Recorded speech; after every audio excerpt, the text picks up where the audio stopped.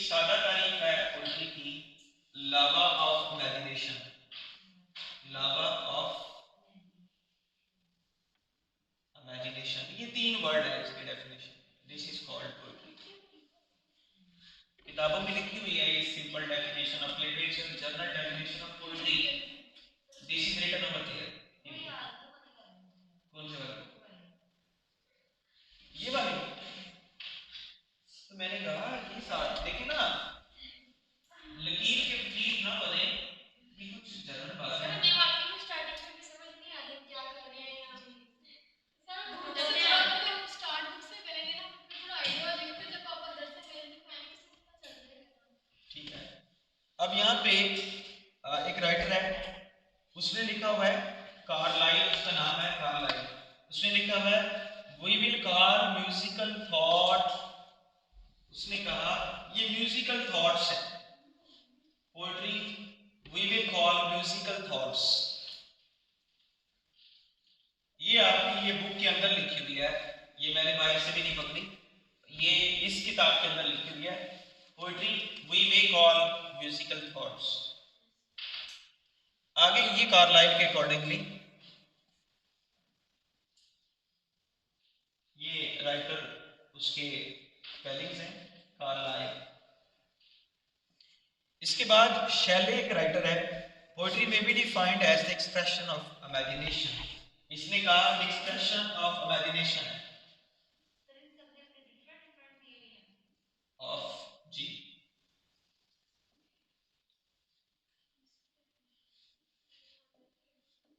देखिए हर शैले एक पोइट है, ये दोनों पोइट्स हैं, राइटर्स हैं आपके सिलेबस के।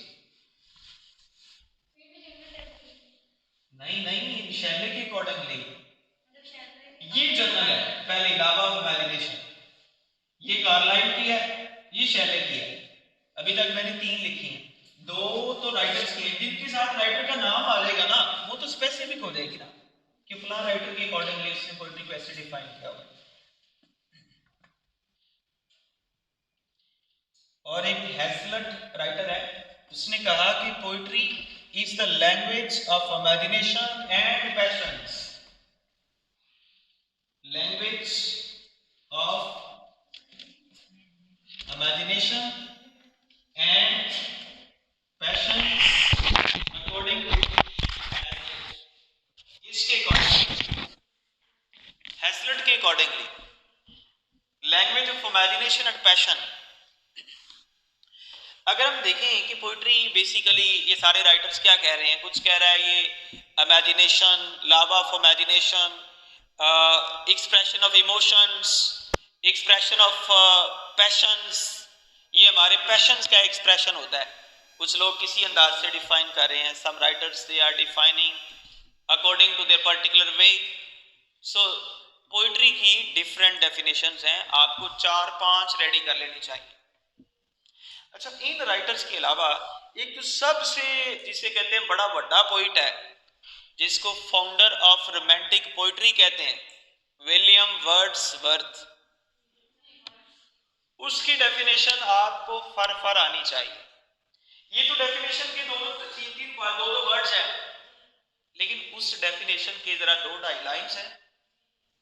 The spontaneous overflow of powerful feelings which takes its origin from emotions pre-collected into tranquility।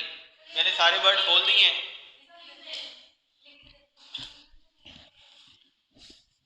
अच्छा, यहाँ पे बल्कि उसने लिखी हुई है नंबर 8 पे डेफिनेशन विलियम वर्ड्सवर्थ की लिखी हुई है।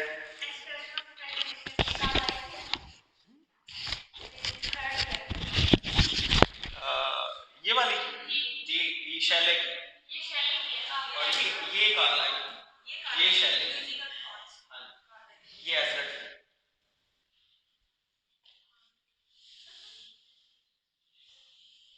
मैं ऊपर लिख देता हूँ विलियम वर्ड्सवर्थ की definition.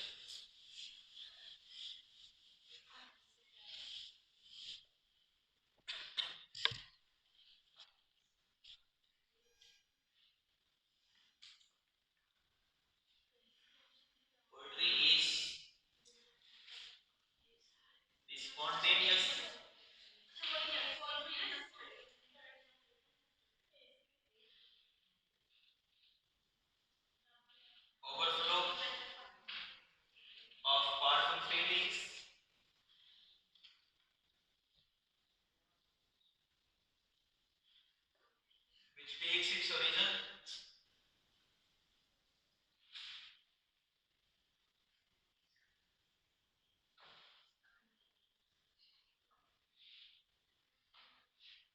from emotions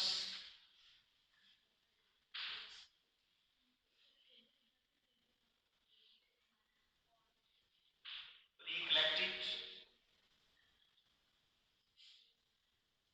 into tranquility.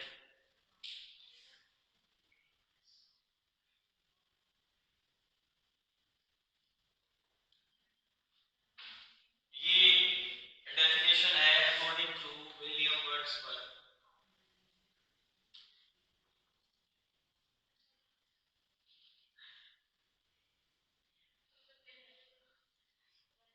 इसके अकॉर्डिंग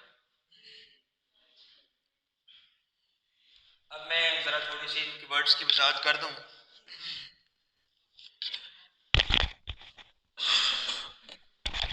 पोएट्री इज स्पॉन्टेनियस।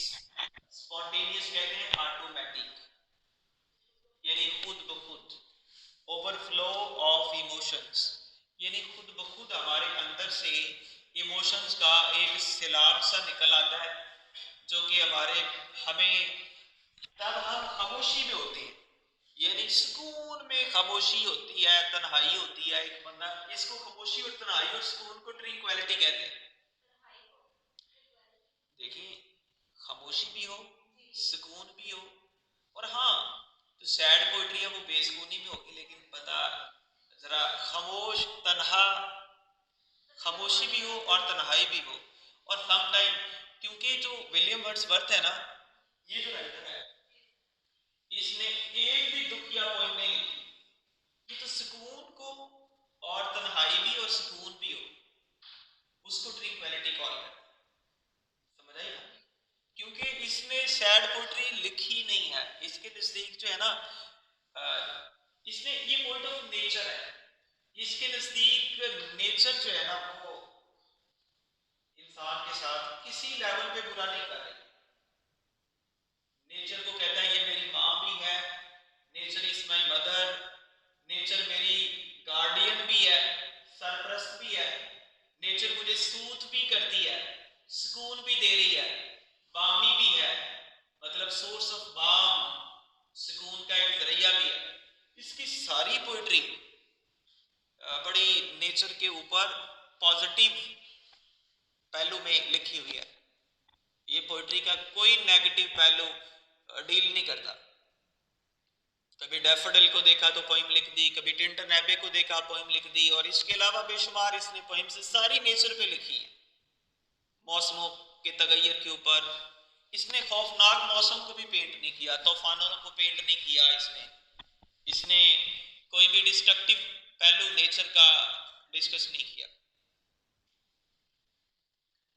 इसके बरक्स जो इसका साथी था एस.टी. कॉलरिज, उसने पोइट्री के दोनों पहलू डील किया, नेचर के दोनों पहलू डील किए, पॉजिटिव भी और नेगेटिव भी।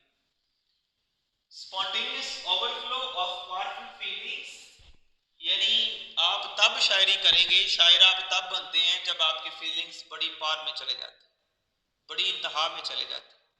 आमतौर पे feelings which takes its origin from emotions, emotion से ये अपना आगाज पकड़ते हैं, और आप इन सारे इमोशंस को फिर प्री कलेक्ट करते हैं, आप इनको इकट्ठा करते हैं। कब इकट्ठा करते हैं? जब आप स्कूल में होते हैं, तन्हाई में होते हैं, तो तब आप इसको इकट्ठा करते हैं और आप इसको लिख देते हैं, कंपोज कर देते हैं, और फिर एक पोइम बना लेते हैं। इसकी सारी जो पोइट्री है वो ऑन द स्पॉट नहीं लिखी हुई। सडनली किसी चीज को देखा तो मौके पे लिख दिया, साल के बाद, 2 साल के बाद, 3 साल के बाद, 5 साल के बाद उस वाक़े को याद किया, सुकून में बैठा हुआ है तो उसने लिखना शुरू कर दिया।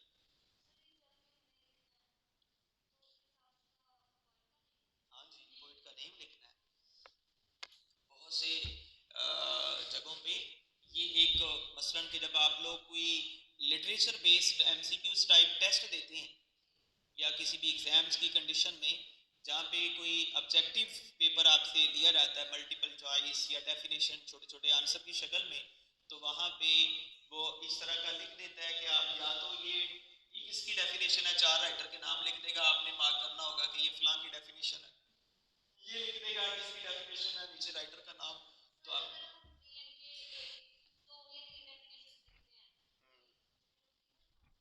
जी तीनों के नाम लिखें,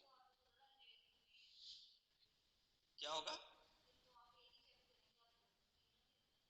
क्यों नहीं चेक करो, यहाँ पे 10 डेफिनेशंस लिखी हुई हैं, तो बेटर तो ये है कि आपको 10 की 10 आनी चाहिए।